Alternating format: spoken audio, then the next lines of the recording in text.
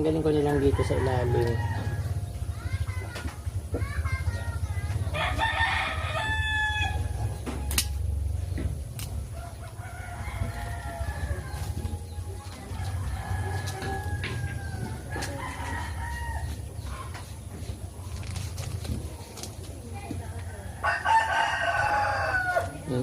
Okay na yata yun. So, ayun ka from din, naging maaliwalas ulit yung aking garden. Dahil sa, ayun, tinim ko siya para maging grooming ulit. So, grooming na ulit siya at ayun, maaliwalas. Napakagandang tingnan. Inalis ko na yung mga makakapal na mga dahon, mga halaman dito na naghambalang, yung mga paso na napakadami nilagay ko sa likod.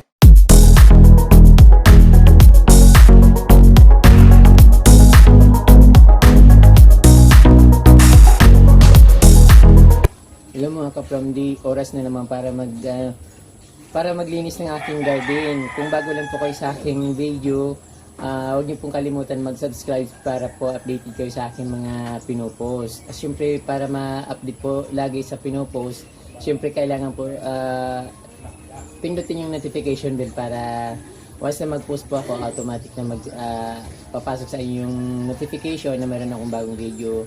Ayan po ka-from D, don't forget to subscribe po. Ayan, medyo malago na naman po yung aking gumamila na pink. Kailangan kong putulin kasi parang hindi na nagiging maaliwalas ulit yung garden ko kasi gusto ko yung laging maaliwalas. So ito medyo mataas na pero kailangan kong putulin, pero pwede naman siyang i-propagate yung mga naputol ko. So hindi masyadong problema. So madali lang po magpadahon ng dito ng mga gumamela ng mga halaman kasi yung weather dito madalas ang ulan. Kaya yung pag pinutol ko, pwede ko ulit siyang itanim. So kahit makakuha ko mga 5 piraso itatanim ko. So okay na siya. So ito po babawasan ko kasi ang kapal na hindi na masyadong magandang tingnan. Parang masikip.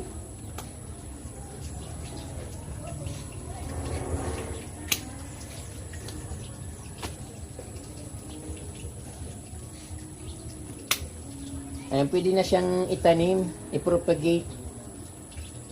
Perfect na ito pang tanim. Dito kasi sa amin, kahit mahaba okay lang nabubuhay siya. Unlike sa ibang others, ibang lugar, pag tinanim ito, mas malamang matutuyo. Dito sa amin with yung weather. Kaya mas madaling mabuhay ang halaman dito.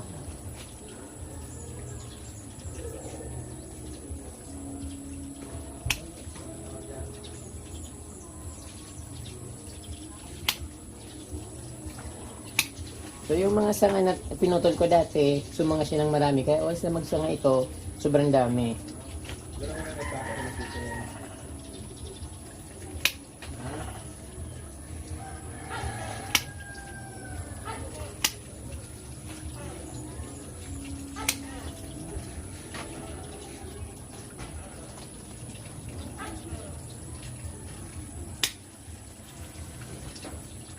By the way guys, yung gamit ko sa pagpuputol ay bigay ito sa akin ng isang viewers ni certified from din nasa Singapore. So isang package na mayroon flashlight, mayroon kasamang pala, mayroon din pang yung ganon. Pero maliliit lang. Thank you po ma'am na sa pinadala niyo sa akin. Ito po nagagamit ko na dito na po siya sa Bicol. Na-reach ko na. That time na pinadala niyo sa akin ito, ibinalik kasi hindi ma-reach yung address ko dito sa sa Bicol. Yan, kaya yun, in-address ko dun sa kaibigan ko sa Manila at yun nakuha ko na. Salamat po ma'am. Ma'am Ima po. Ima po yung name niya. Thank you po.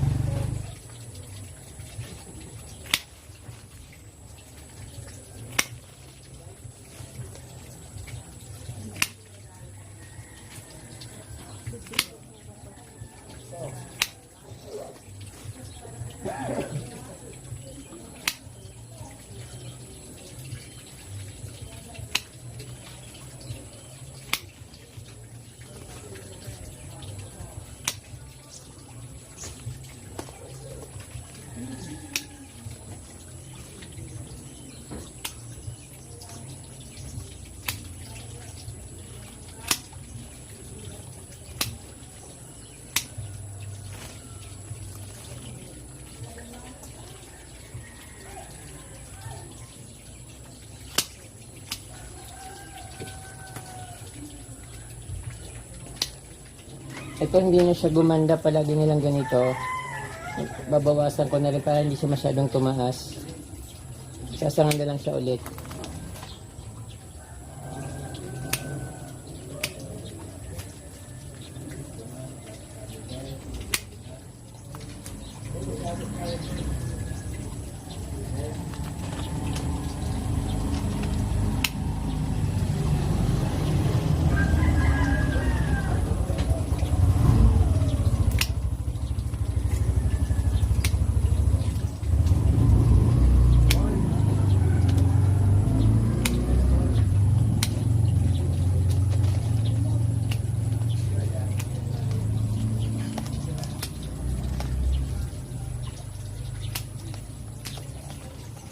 Gumaganda ito kapag ano, pag tag-init. So ngayon palaging ulan. So ito yung itsura niya.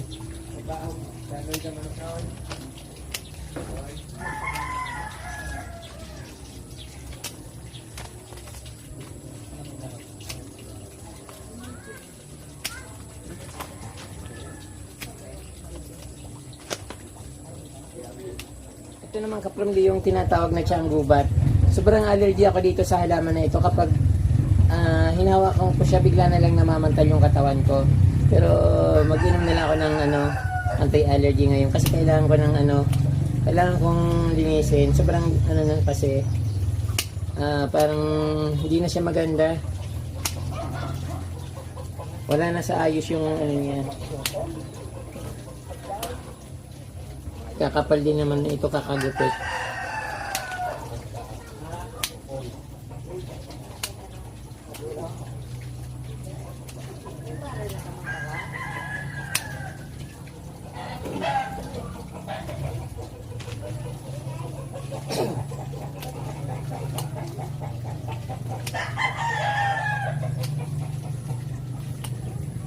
Dito naman sa ground Kapromdi kasi tapos na yung sa mga although hindi pa siya perfect yung pagkabilog ko dito, pero hindi naman kahit kasi hindi ito pang madalian, dapat talagang pagtsatsagaan ng matagal. So ito tanggalin ko na ito kasi matagal na to dito, saka wala na akong madaanan. Ayan, mayroon siyang malaking laman, tutubo ulit siya kahit na tinanggal ko, tutubo ulit siya. Tapos itong kutsarita babawasan na dito. Kasi habang ito hindi naman ito, wala tong kamatayang kutsarita na ito. Sige lang siyang dahon ng dahon. Alanin ko lang bibilogin para maganda tingnan. Napakabilis naman dito tumubo.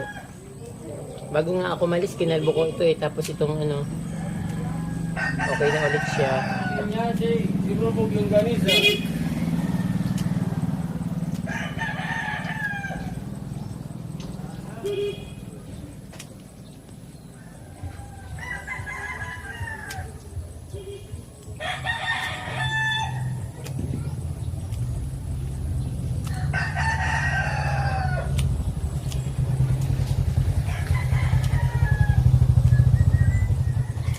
Hindi pa siya nagiging yung kulay kasi walang tigil ang ulan dito. Dapat maganda na kulay nito. Itong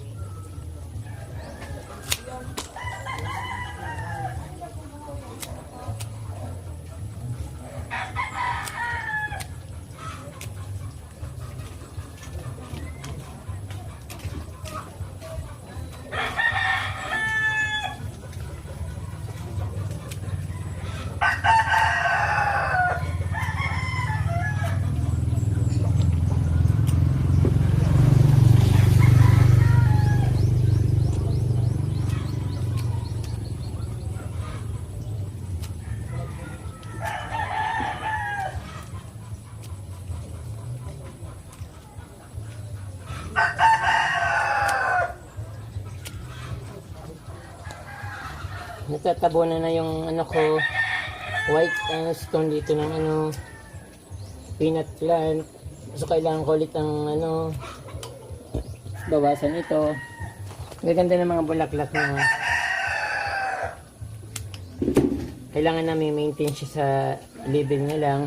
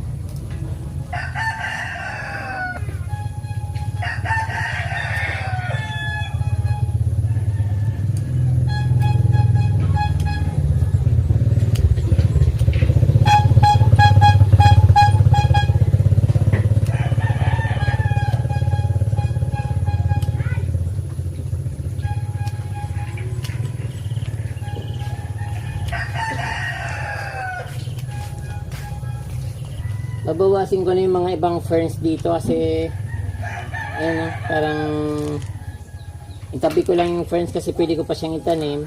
Ay, naputol.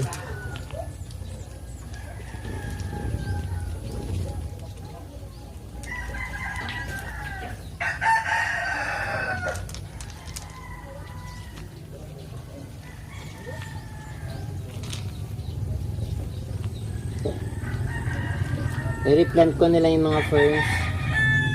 Galat na kasi.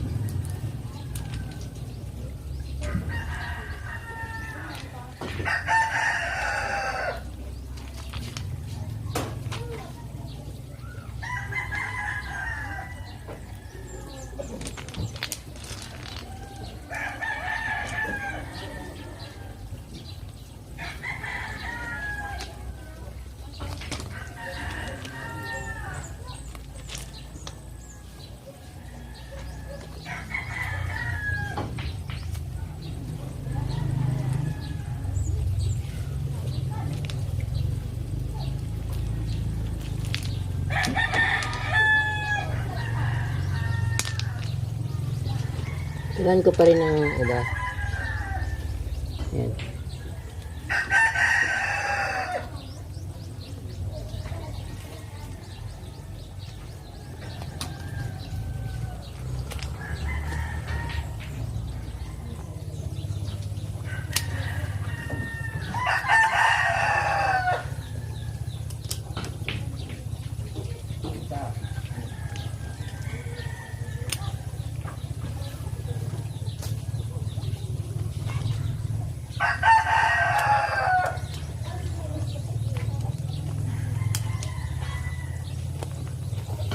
May kaprambi yung ito, kutsarita ito, ganito pala ito kataba kapag gano'n napabayaan.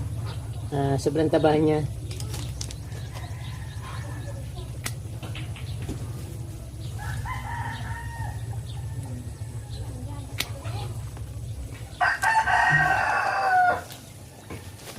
Ito kaprambi na mulaklak na yung aking ano dito, yung hydrangeas.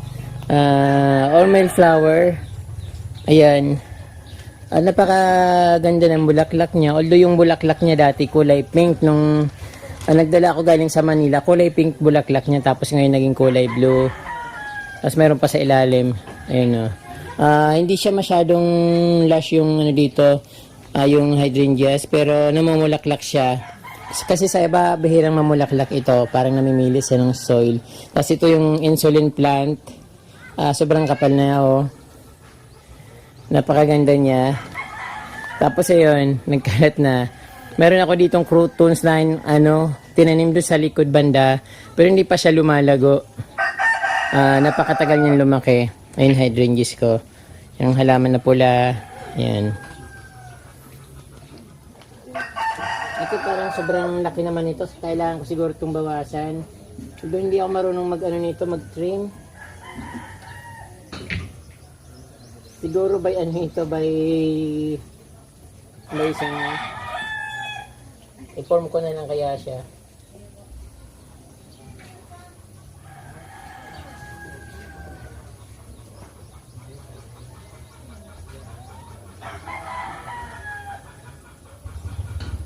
Tanggalin ko na lang dito sa ilalim.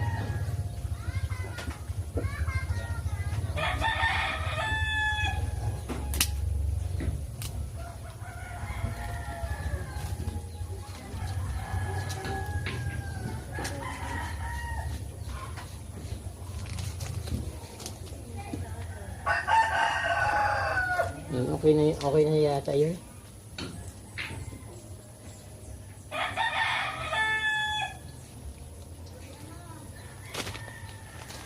Ito masyado rin itong kapal.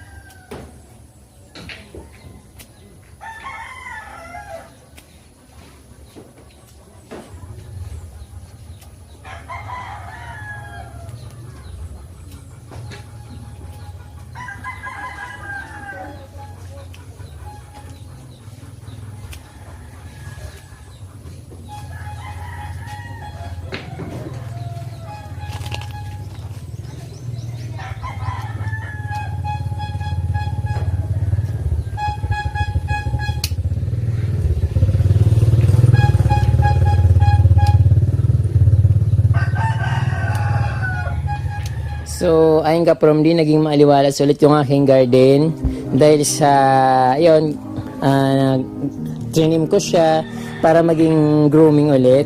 So, grooming na ulit siya at ayun, maaliwalas, napakagandang tingnan. Inalis ko na yung mga makakapal na mga dahon, mga halaman dito na naghambalang, yung mga paso na napakadami nilagay ko sa likod.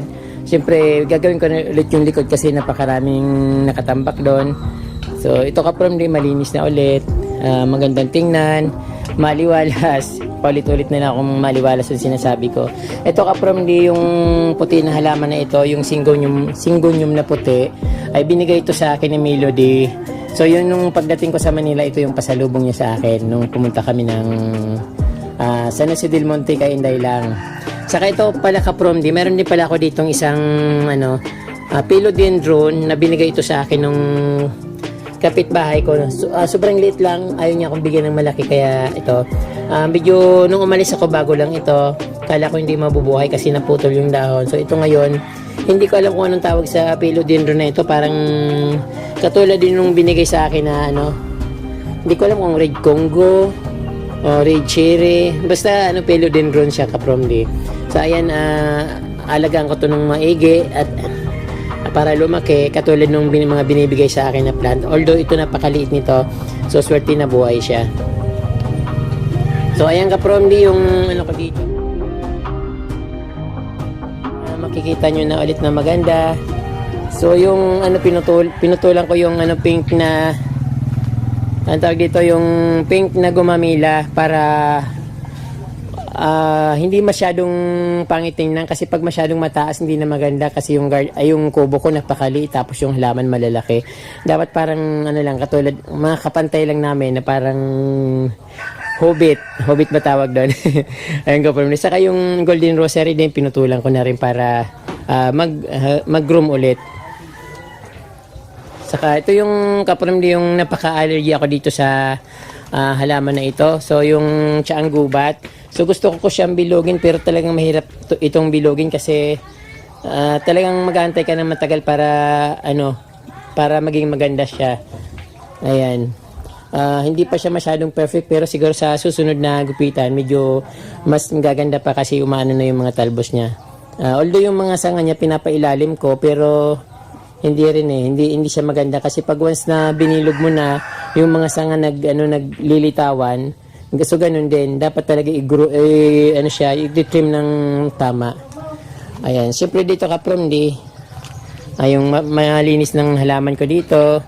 So yung inalis ko na yung mga nakahambalang na halaman dito sa gitna. Yung Black Prince ba yun? Basta yung namumulaklak, hindi ko alam kung anong pangalan nun. Ito, tinanggal ko siya sa gitna pero mayroon lang siyang laman na naiwan, sigurado uusbong ulit siya. Yung kutsarita, ginupitan ko para maging maliwalas ang dating. Yung pandakake, binawasan ko ng isang sanga. Ayan, ginupitan ko na rin yung mga peanut plant na dito sa puting bato. So kailangan ko magdagdag ulit ng puting bato kasi nangingitim na siya at hindi na magandang tingnan. Ayan ka from dito lang naman yung ginawa ko. So yung dito binawasan ko ng konting ferns kasi nagkakalat na siya. So yung ferns itatanim ko rin naman ulit yon. Ayan, yung garden ko dito sa harap. Ito pala ka from ipapakita ko lang sa inyo. Yung napakakapal ko ditong yung Red Splash na caladium, ito na siya ngayon. So mangilan-ngilan na lang, kinakain pa ng uod. Kukunti na nga lang natira, inuud pa. So natunaw din ng matinding ulan kaya ito parang ayan, parang wala na silang gana pero dahil nandiyan naman yung mga bulb niya sa ilalim ng lupa, sigurado tutubo ulit siya ng mas maganda pa. Ayan ka from di. As ito yung ko dito, yung anong tawag dito, yung Persian shield. Napakagandang tingnan. Meron pa rin akong red caladium dito na red plus caladium na natira na hindi na natunaw ng ulan. Siyempre ito yung aking lush na halaman. So magta-transform din ulit ako dito, maglalagay ulit ako ng panibagong plant. So iyan ka from yung plant ko dito sa harap ng bahay.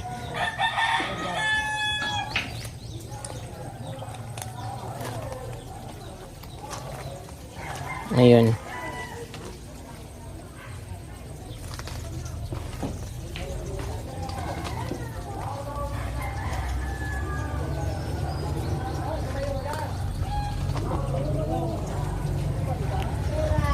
Ayun, konting ayos pa pero okay lang naman ito. Konting linis-linis lang. Okay na. Ayun po mga kapromli, nakita nyo naman ang aking maliit na garden dito. Napakadaling ayusin kasi maliit lang naman. Sana nagustuhan nyo yung kapromli at nagkakakuha kayo ng idea kung paano ko pinapaganda yung aking mga halaman at ang aking garden. Maraming pong salamat. Don't forget to subscribe to my YouTube channel at pakishare na rin po yung video para mapanood po ng iba. Salamat po ulit. Mabalos.